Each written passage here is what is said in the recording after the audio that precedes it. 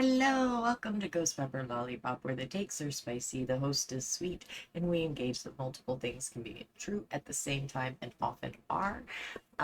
Last week I left off with our couple of prompts from our handy dandy story of my fucking life journaling companion, a journal for banishing the bullshit, unlocking your creativity, and celebrating the absurdity of life by Justin Mustian. Very good, very fun so far. So I'm going to start by answering the two prompts, and then I'll give you the next prompt towards the end of today's reaction video. So, your prompt from last week, the first prompt was, what's the biggest line of bullshit you've heard in the past few days? The biggest line I've heard in the past few days was not said to me, was said to somebody else. Thank mercy, because, well, redacted, redacted, redacted, and I choose the bear. Also, uh, I choose women, so um, I couldn't work on being nice to you because you didn't give me sex enough. That's the biggest line of bullshit I've heard. Yep, that's pretty bullshitty. Men, you're not bringing your best, and you're not giving us lots of reasons to, like you. Even the straight girls. Like, I mean, y'all do realize that the bullshit y'all are perpetuating is literally making our genetics go, yeah, no, probably not. You should probably look that up. The diet of the Y chromosome, and y'all are Y. I said what I said. If y'all don't want to kill off the Y chromosome, then y'all gotta change your behavior. I can't do anything about your fuckery. Next, what words felt real as hell to you lately? Well, they are words that I said. And I said them about a particular person. And yet, I have adapted them to the general man. And I feel like they're so, so real and so very applicable. And I think that y'all should hear them. You ready? These men think they're all that in a bag of chips, and they aren't half as useful as the air in the bag. I said what I said. All right, today we are doing a reaction. I have some reaction things to coming up for us, and let's get started right away. Let's go, let's go, let's go. Let's see what kind of fuckery we have in the world for me to react to, because I am still working on your next video, and I want the next one that is researched to be really good for y'all. So I figured in the interim, we can react to the basic ass misogyny y'all throw out into the world on the daily. Because you got no damn sense. You got no damn sense. I said what I said. If you do not want me to feel this way about you, change your behavior. It is that simple. If you want me to stop seeing you as a jackass, don't behave like a jackass. It's I don't know what is lacking in your understanding about this. You ain't got no sense. All right, let's go. First reaction video. Let's go. Time me and this girl actually stopped talking because I wasn't misogynistic enough. And I don't mean like benevolent, like, ooh, like I'll pay for something misogyny. I mean, she straight up told me that she likes her men misogynistic. And I said, I can't do that. And we stopped talking, okay? On God, wallahi, okay? Shout out my Muslim viewers, okay? I put it on the gang, like that's how it went down. She was good looking too. So if I was a bit more misogynistic, I absolutely could have bagged her and added her amongst the ranks, okay? However, what she didn't know about was my lore and why I'm not a misogynist. Basically, my father abandoned me when I was a child. Here's a picture of us before it happened. See, you can see his heart's not really in it. Right? But my point is, I had nobody to teach me misogyny, nobody to show me the ropes of why women, in their opinion, did not deserve respect. My mom wasn't going to teach me that because she had no one to show her the ropes of why she hypothetically would deserve less because her father abandoned her and my father's father abandoned him. So, I just kind of had no chance of having a father back then. There was no male representation anywhere in my family. I feel bad for my kids. I feel like my DNA is just going to activate within me and I'm going to have no choice but to abandon them, okay? But then on the bright side, there's no risk of them learning misogyny because hear me out. I also grew up with two older sisters and their father passed away. Then my father came along, had me with my mom. She broke up with him and he was like, bro, if I'm not hitting, I'm not going to stick around. Which I kind of respect. It's like, what are you, you're going to help my mom raise her kids if you're not sleeping with her? Ridiculous. I have like three other siblings I didn't see, okay? But my point in giving you this family history is growing up for me, it was a matriarchy, okay? It was me and a bunch of women, just like telling each other what to do. Like in my mind, I'm one of you. I'm one of the girls, okay? Like I hear my mom giving like some dating advice to my sisters and I'm listening. I'm like, okay, like this applies to me for sure. All right. Well, let's unpack this. You You did get some misogyny. You did. You did. I mean, you couldn't help it. We're all raised in a white supremacist, misogynist society. So, I mean, it's not your fault. And you probably don't engage in the more basic ass misogynies that, are common. And go you. Good job. Well done. That rocks. Also, like, there is some, like, bagging, just that language alone says that there's some misogyny there. The fact that you agree to not stick around if not getting slept with, that's misogyny there. So you did get misogyny because you couldn't escape it. Neither could your mom or your sisters. I am very sorry that you feel like you're genetically coded to not have to not be a dad or have a father or whatever. That sucks. And also the fact that you know that and recognize that and can say that out loud probably means you'll probably won't have to worry about that. You'll probably show more integrity and be better. And keep going on your anti-misogyny work. You're doing obviously much better than 98% of men. So well done. Keep setting the example you need to see and just recognize, don't tell yourself you have it figured out.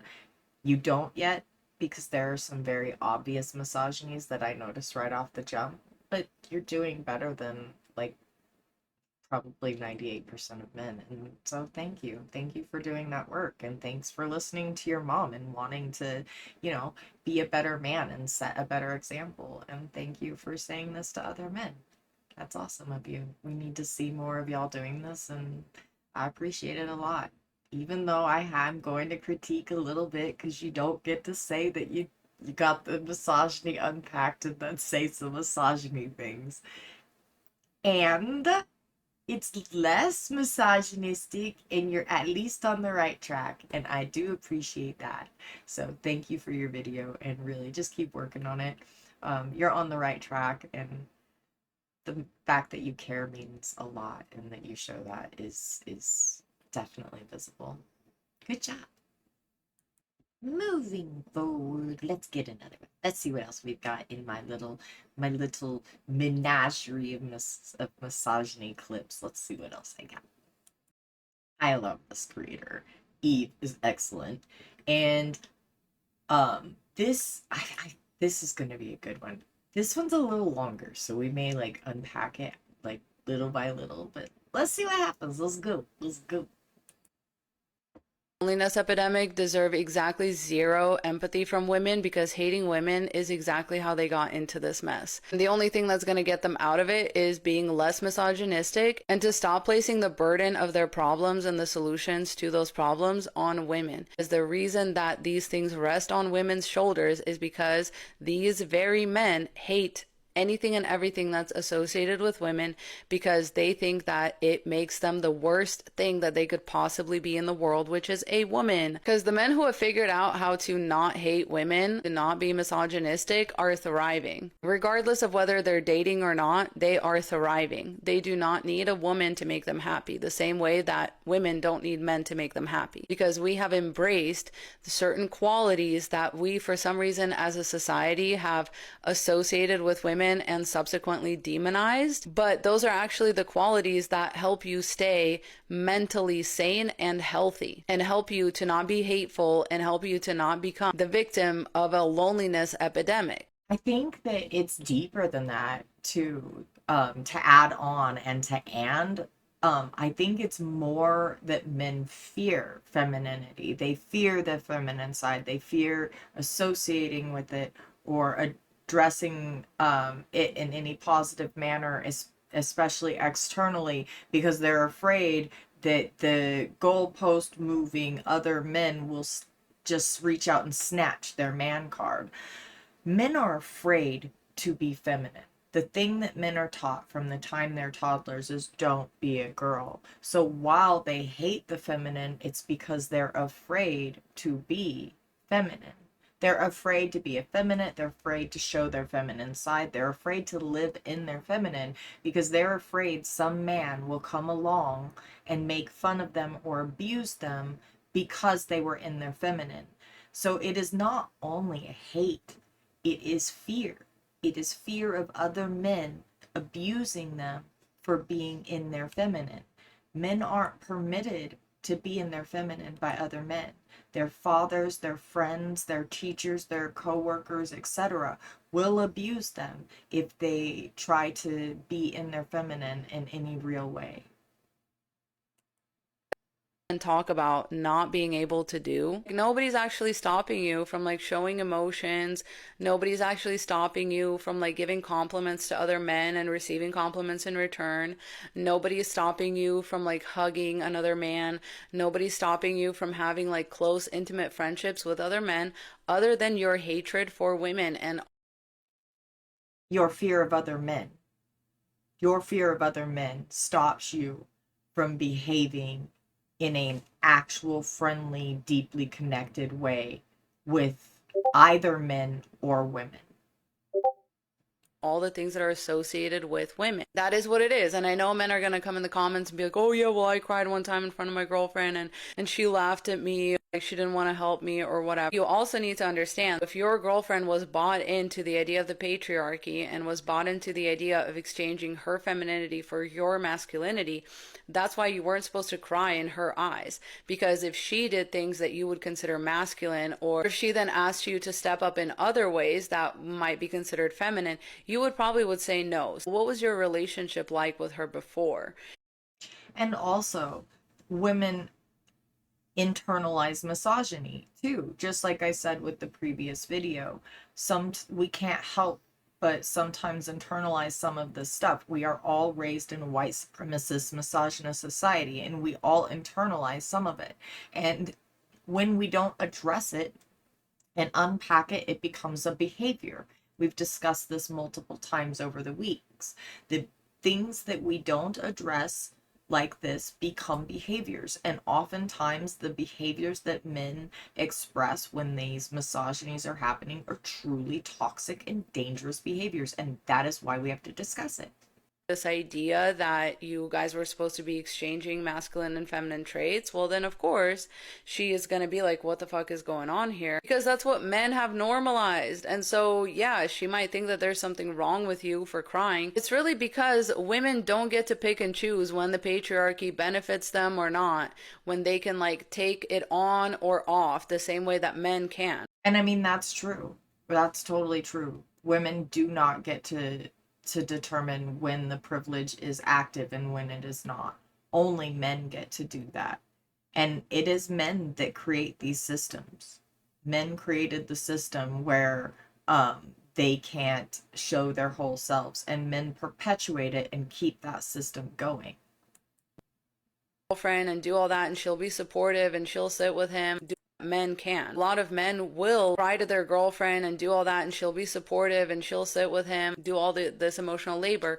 And then when she comes to him crying, he's like, I don't know what you want me to do. So that's very annoying, because you only want to use this like lack of patriarchy. You only want to cast off the patriarchy when it benefits you, when it gives you some type of like emotional release or whatever. You don't want to return the favor for other people. That's because a lot of men approach this very selfishly, because they were trained by society to be extremely selfish, which is another reason why you're having a loneliness epidemic. Women are not lonely because they have community with each other. They're not selfish with their time. When women are unemployed, they tend to be involved in the community. They tend to be doing like caretaking tasks for their families, etc. Also, oftentimes when women are unemployed, it's so that they can take care of family, or usually family or like their husbands, but oftentimes family. Sometimes it could be extended family, but oftentimes when women are unemployed, it's to take care of their family, whether that be their children and their husband or a sick relative or whatever. Oftentimes that is why they're unemployed. They're usually employed doing domestic things instead.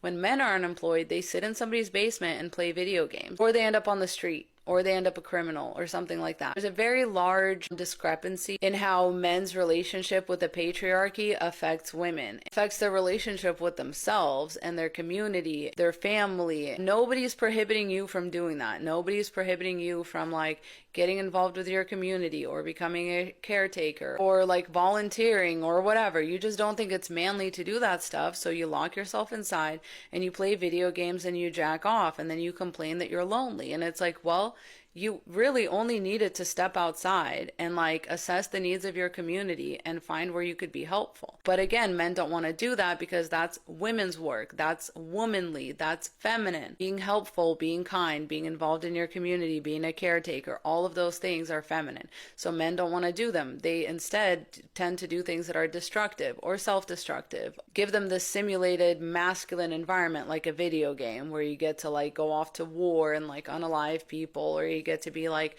the main hero, the main protagonist. Like men would rather dream in like a lonely, dark, disgusting space where they just get to project all of their insecurities to like a online world or like a video game or whatever. Or on women. They love to project their insecurities and their own poor behavior onto others. It is like they are allergic to accountability. So the moment accountability comes sniffing around, they're like, hey, run, hide. I will melt. I will melt. It's quite fucking absurd. And good glory, it is fucking exhausting, y'all.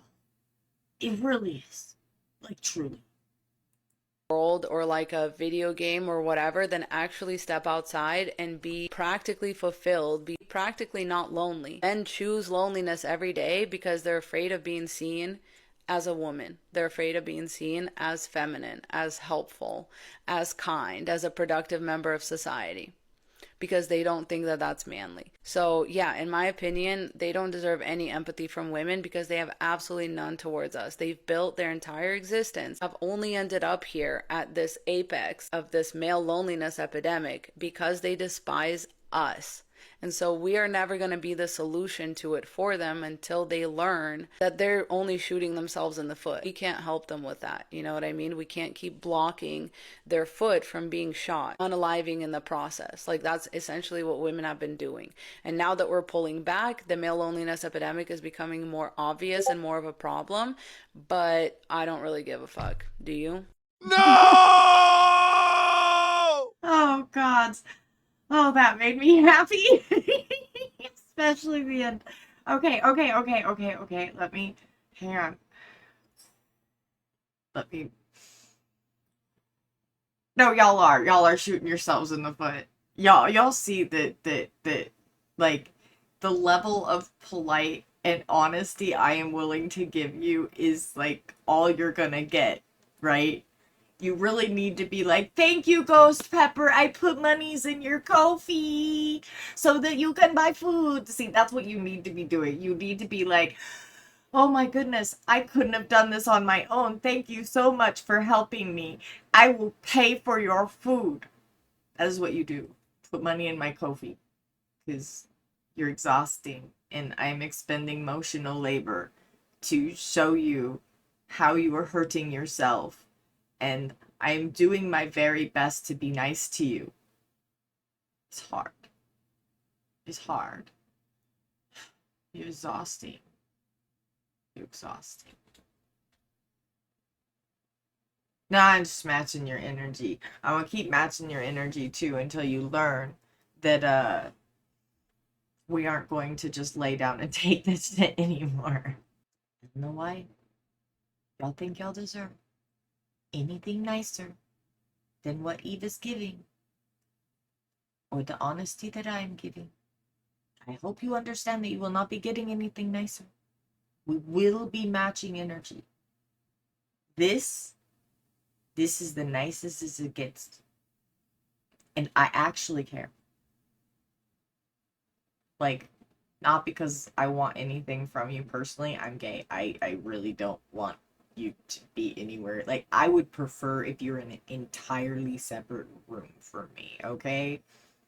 And I have some friends that, you know, I would like to not have y'all ruining the images and lives of, because y'all suck and they're much better than you. I would like for them not to have to carry y'all's shenanigans around like they're doing it. because y'all suck at life. I would like for them to go forth in the world and not have everybody having to look at them like they suck at life because y'all suck at life and y'all set a bad example. That just sucks for them. Also, my friendies, hi. Y'all are awesome. Thank you for working on your shit and being awesome. You rock. You rock. Extra pom poms for you later. Also, meet me at Purple Team later so we can talk smack about these guys. Yeah, it'll be fun. It'll be so fun. Moving forward, let's see what other kinds of shenanigans are in my clip cache. What's the how do you define misogyny?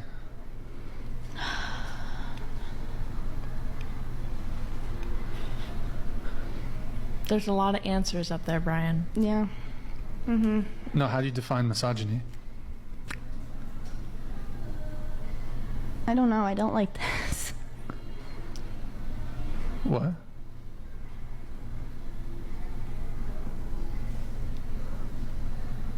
I'm just asking how you define misogyny.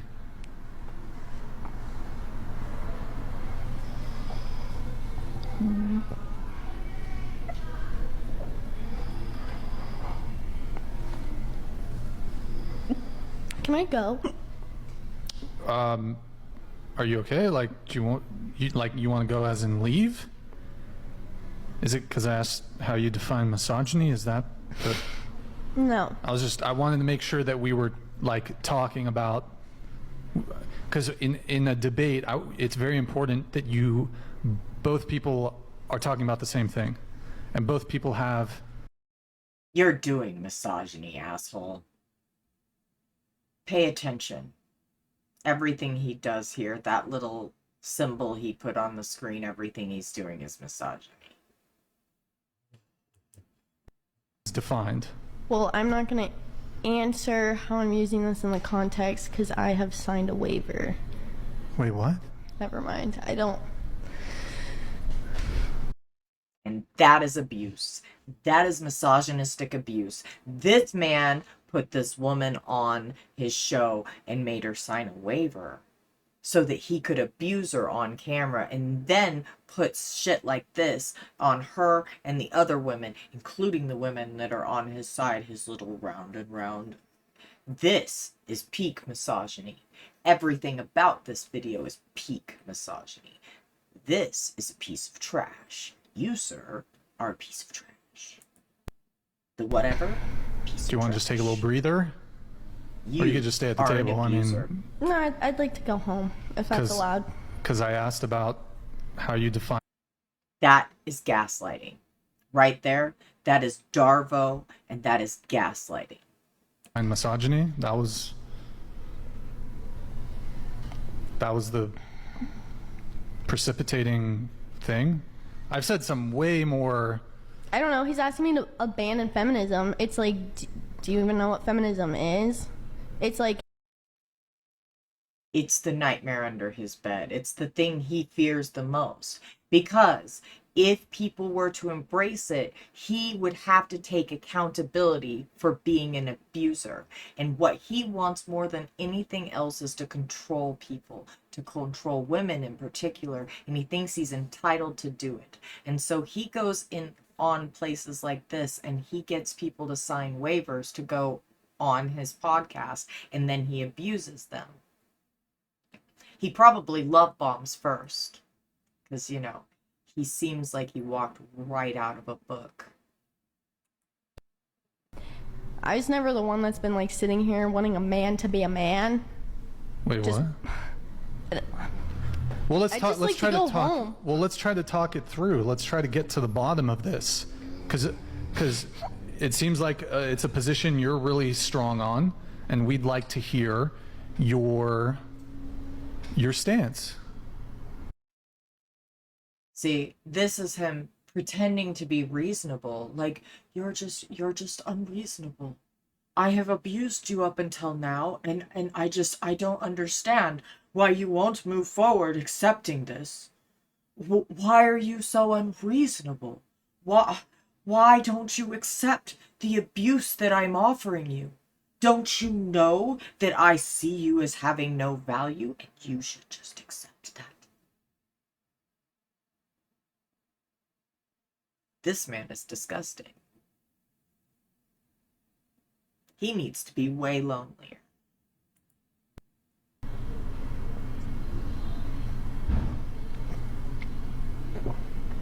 Nick. And he posted this thinking it makes him look good and look strong and look powerful. This makes you look like a pathetic abuser. I bet you kick puppies, sir.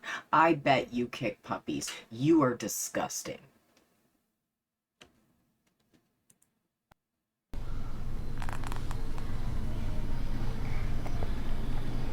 What's the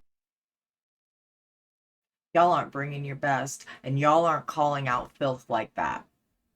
And so we can't trust you. And until you're willing to address that sort of behavior and stop normalizing it and stop watching it and laughing at it and making fun of people, these women that are put in these positions, she signed a waiver so she couldn't say certain things and she couldn't escape the abuse. And he just thought it would be so fun and other men would eat it up to see him abuse this young feminist.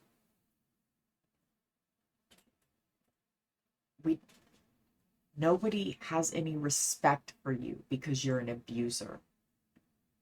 Nobody likes you. You're so miserable that you're just trying to spread it around because you don't want to live alone in your misery. And you're too sad and lazy and scared to get in the mirror and actually do the work to unpack it. I said what I said. Let's move forward to the next one. Hopefully, it's less awful than that piece of trash that we just watched abuse a woman. That is what misogynistic abuse looks like. That is on the rape culture pyramid. As soon as you excuse acting like that, you're willing to excuse worse.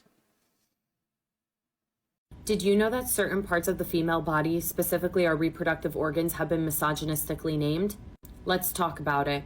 Number one, we have the hymen. Hymen comes from the Greek word that means membrane, but it was later associated with the Greek god of marriage. This dates back to physicians in ancient Greece and Rome, where they saw a tiny membrane inside of the vagina and associated it with virginity. And this rhetoric became prominent in the Renaissance under cultural and religious influence. And these male scientists push that if you have an intact hymen, you are pure and or a virgin. The issue is that it didn't come from biology. It was a myth. It comes from mythology and patriarchal control over female bodies. Why, you might be thinking? Well, number one, not everybody is born with a hymen. Number two, if somebody has it, it can stretch or tear from non-sexual activity. Therefore, it's not a reliable indicator of anything related to sex. Yet for centuries, cultures have used it to police women. They've justified abuse, violence, virginity tests, and even death in some cases. Number two is My hymen broke when I fell on a fence, post jumping a fence. It indicates nothing.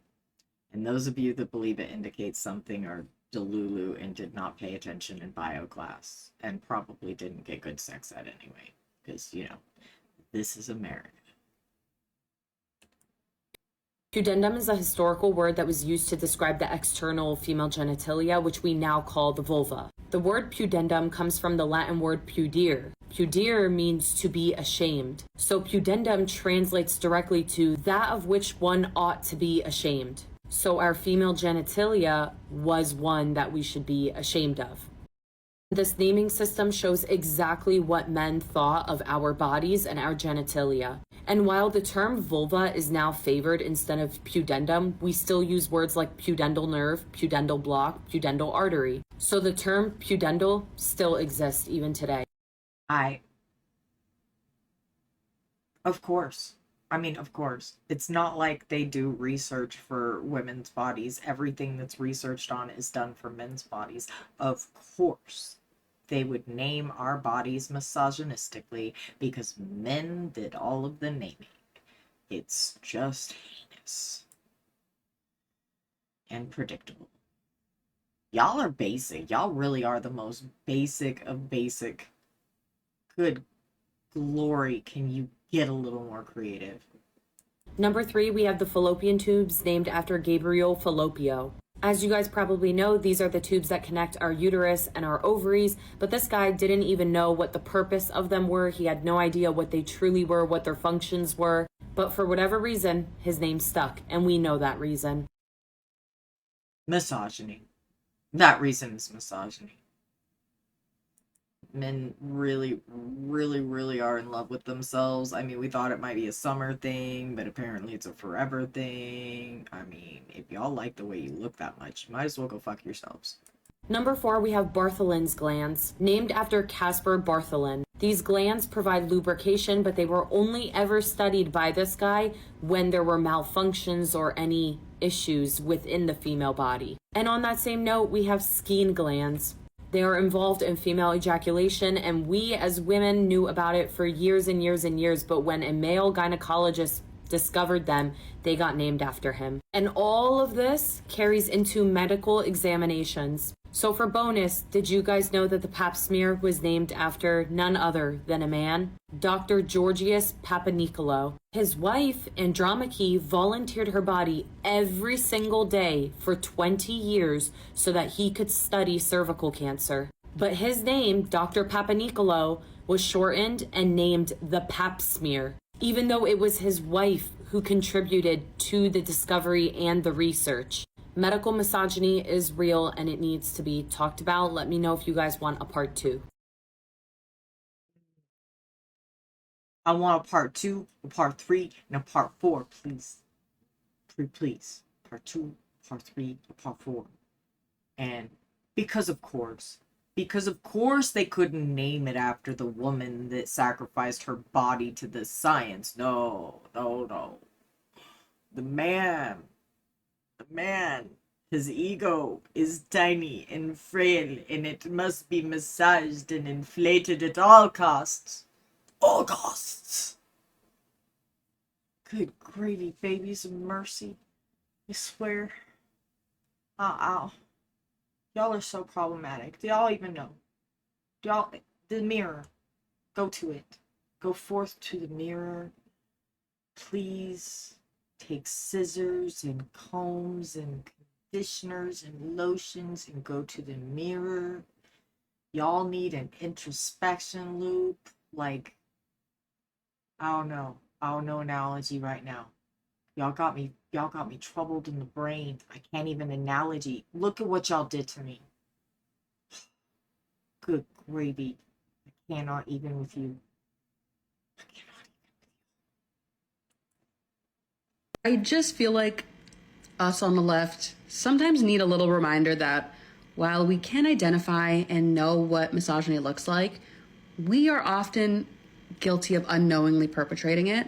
And that is what's so frustrating about my own algorithm that is rage baiting me, is seeing people that I generally agree with being hypercritical of Taylor Swift.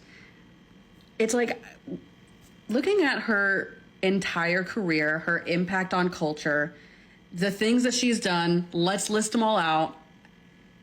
You cannot convince me that there is enough actual bad that she has contributed that is worth the criticism that she gets from fellow feminists. And I know that it's going to sound a little juvenile to say you're being anti-feminist for not liking Taylor Swift, but look, you cannot like her. You cannot support her and you can criticize her.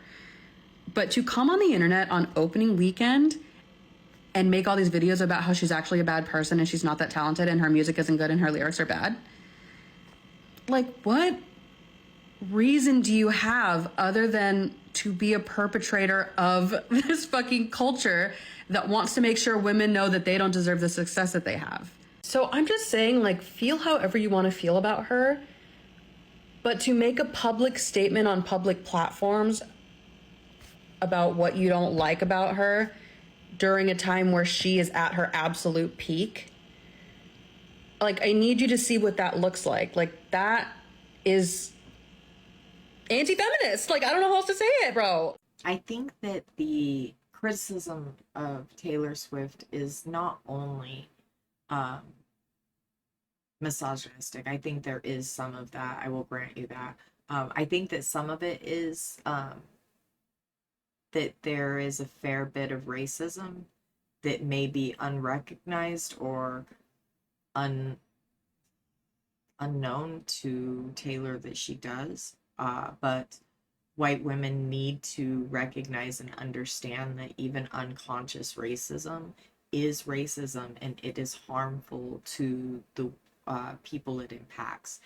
And so while I will grant that there is some misogyny that goes into the Taylor Swift criticism sometimes, especially if it's coming from men, and I mean sometimes from women, because we were all raised in this white supremacist capitalist misogynist society, so we all internalize a lot of that. Also, I think we need to be willing to be honest about all aspects of it. So thank you for speaking up, and also just recognize that as a white woman you need to look at why the criticisms are happening, because if these criticisms are coming and they're saying certain things about her being problematic, we need to not get stuck in a parasocial loop where we want to allow certain people to sit on pedestals and face no accountability, because that's kind of how we got the Mango Mussolini character that we're all kind of dealing with now. And so we have to be willing to give accountability and honesty where it's due. And I understand, like, the misogyny aspect of it is so frustrating, and like that is one of the reasons why I left the left. There's so much misogyny on the left that I just had to leave the left and become an intersectional feminist, secular humanist lollipop. I mean, it was the only way. I couldn't see any other way. Also, thanks for the video. Y'all, if you see any creator on here, I make sure to put their handles on the videos. Please do go follow them and give them all the love they do deserve to have the recognition and of their work. Except for the whatever guy. He can go suck an elf. Go suck an elf. Yeah, go suck a spiky elf, dude. Like a spiky elf. I said what I said. I wish for you a pebble in every left sock and every right shoe from now till forever. Most women would much prefer to hire an older nanny compared to like a hot 19-year-old to look after their children. And what are you trying to avoid by doing so? Do you not trust your husbands? Why Are you don't they insecure? trust? So it comes down to three things, even in the club situation: temptation, opportunity, and the means. So I would say probably a lot of housewives, if they're looking to hire a nanny, they'd probably prefer picking like someone who's not as attractive. Look, I'll just say this to the men watching. Gentlemen, don't be in a serious relationship with a woman who doesn't realize the importance of limiting her own behavior to protect the relationship. If you respect your partner, you don't engage in activities designed for single people. And I think that these boundaries, a man not wanting to date a woman who goes to bars and clubs, it's a perfectly reasonable dating standard for commitment-minded men. And I think it acts as a really good filter against independent women who think that they can hoe around while having a stable dude as a safety net. How is that hoeing around if they're Going not to seeking bars men? and clubs and parties when you could otherwise be hanging out with your boyfriend is like, What if a girl's life isn't her boyfriend? then back to the streets you go. I would say most women would. Oh dear, where do we begin with this one? Just out of curiosity, why at your age would you be trying to perceive a 19-year-old as hot? I don't understand this.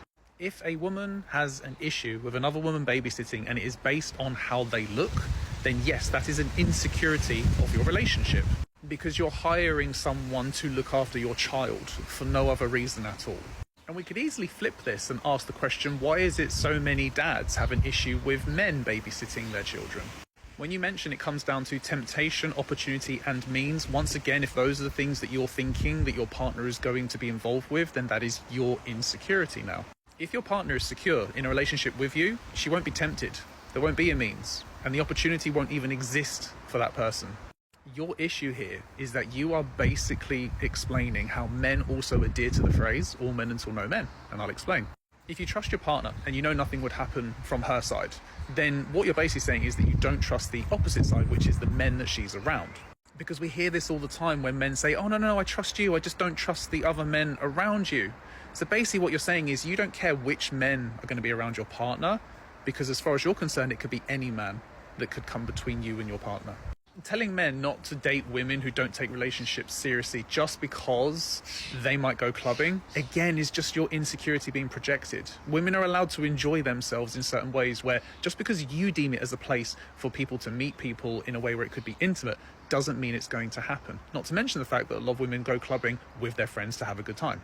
So yes, if your dating standard is that you don't want to be with a woman who goes clubbing, you are absolutely allowed to have that preference. You just need to acknowledge that it's because you're insecure about whether or not you trust them enough. And the reason why you back up your own point of it being an insecurity is because you describe women going out and doing these things as 304ing around. And when the woman asks, what if a woman's life is not her boyfriend? His response is, back to the streets you go. Creme de la creme of insecure men. Lex Therapy to the rescue. I do disagree with one thing. You don't have the right to that preference, thinking that a woman has to obey you or do anything because you don't like it. You don't. Because that's all that preference is, and I understand what Lex is saying, Lex Therapy is saying about you being allowed to have your preferences and stuff, but that preference is based solely in control, dominance, and entitlement, and that is not only you being insecure, but that is probably you being an abuser, so I am going to say that you are not entitled to be an abuser. And again, go suck an elf. Really spiky elf. Pebble, left sock, right shoe, now till forever. You deserve no better. You no better for you, whatever guy, no better for you. I mean, whatever. You said it yourself, whatever, right? Whatever. Men like you are the reason that I will never say not all men, and I will actually say it is all men until it's no men. It is all men until all of you call out men like that. It is all men until you all shame that man off of the internet. Because goodness gravy, y'all are cheering on an abuser if you're cheering on that fool. Moving forward through the ick of the basic ass misogyny that is every day. Every exhausting day. I was talking yesterday to one of my male friends, and I was going on a whole tangent about misogyny and how it affects every woman's lives. And he had a moment where he got kind of like almost offended because he felt that it was personal the way that I was generalizing men in the conversation.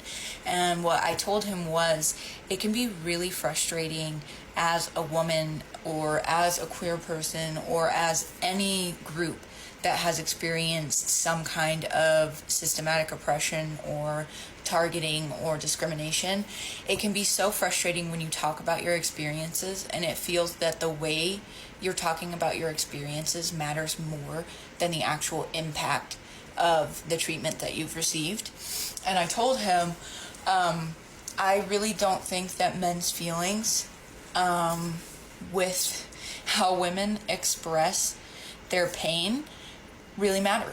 I don't care if men get hurt feelings because they feel that they're being generalized by women talking about their general experiences with men. We wouldn't even be talking about it if we hadn't experienced this kind of horrendous treatment. And the fact that men expect us to express and speak about our negative experiences in a way that is palatable and comfortable for them is still just misogyny. If you're only willing to empathize with me, if I am voicing my experiences in a way that doesn't make you uncomfortable, then you're not truly empathizing with me.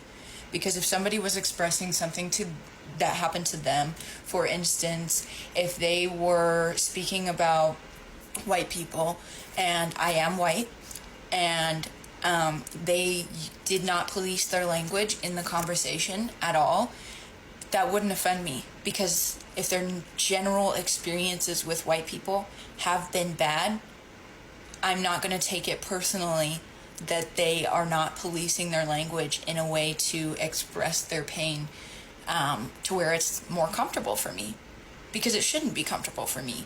Because as a white person, I should know those kinds of experiences that people of color have had with other white people, and I can learn from that. And me being personally offended by the fact that they're generalizing white people, that's not productive, first of all. And it's also just, I don't know, like, I don't like the self-victimization of people just getting hurt feelings because they're taking things personally. And it's just like, at a certain point, if you're taking it personally, then it is meant for you. Like my mom always said, if it doesn't apply to you, it's not about you. That if it doesn't apply to you, it's not about you.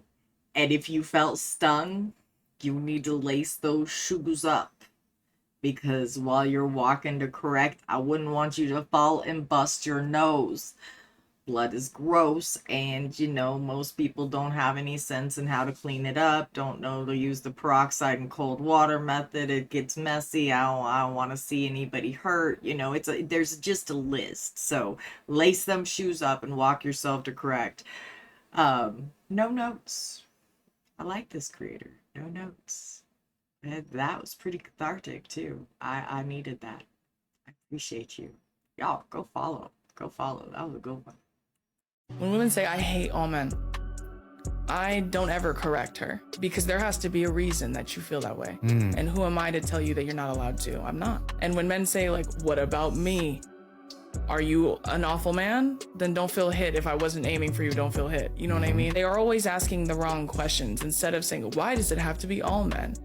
Why aren't you asking, why do women hate all men? Like, whose fault is that? Is that mine? Or is it the cause of a man? And part of intersectional feminism is autonomy. The freedom to do and choose how you walk and move in this world is solely up to you and nobody else. So if you want to hate all of them until you find a good one, by all means. That's what I did, and it worked. I like that. No notes on that one either. That's awesome. And I feel like radical autonomy is needed right now, because we don't have a good consent culture, and we have such a disgusting rape culture. I think that radical autonomy is really necessary to give to women and queer people. And I think that, yeah, no notes. I think that creator handled all of that really well. And I really honestly, because multiple things can be true at the same time, and often we don't understand the difference between certain feelings until we do. I honestly think that a lot of times the hate is stemmed from fear, if it's not just fear. I think that sometimes in order to survive something, we have to tell ourselves certain things in order to get our brains to continue to survive. Because terror is awful to live with. If you've ever been terrorized, it can do a lot of damage to your body. It can do a lot of damage to your mind and body, both. And so I think that oftentimes we say, I hate men, or I hate all men, or I hate, in order to not live in the terror that would literally eat our bodies up.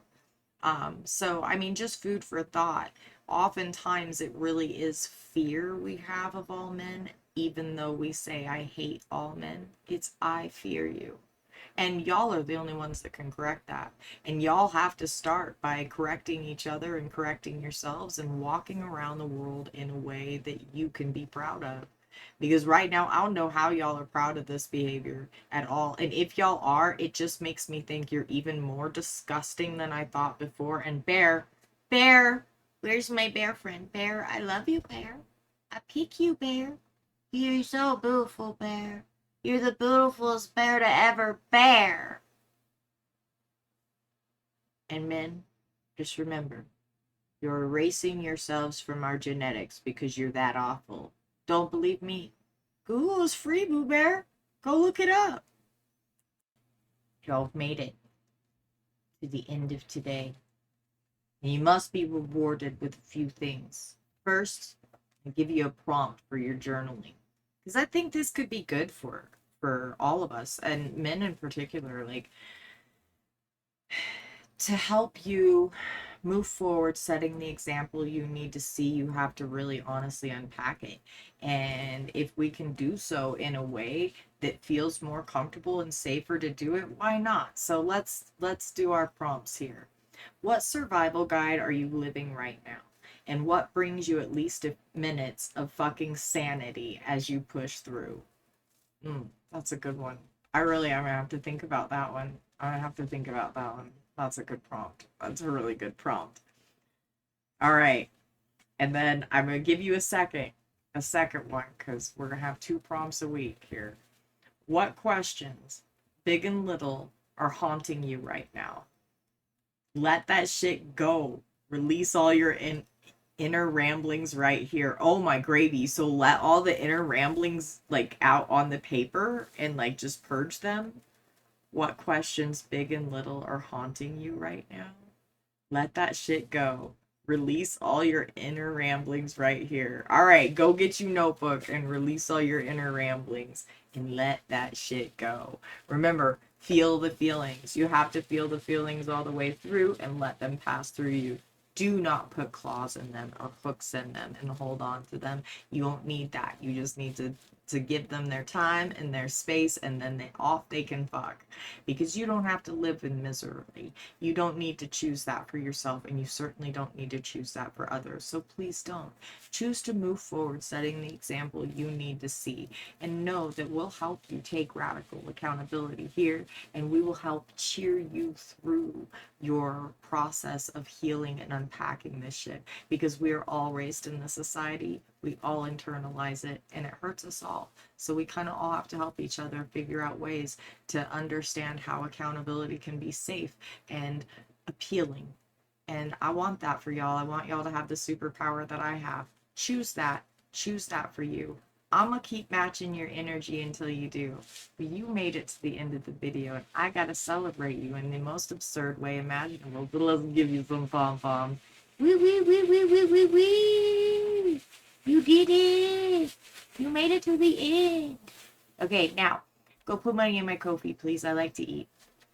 Now, food is really good. There's flavors and smells, and it's like, it's so numb. So please, please, go stick dollars in my Ko-fi.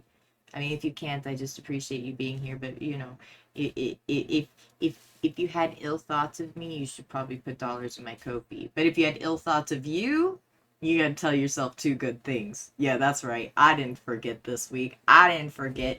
You gotta do that thing you do. Every time you say a bad thing about you, say 2 good things about you. And I will see you next week. Thanks for being here, y'all. I really do appreciate you. Most of you. Many of you. Some of you. I'll see you later.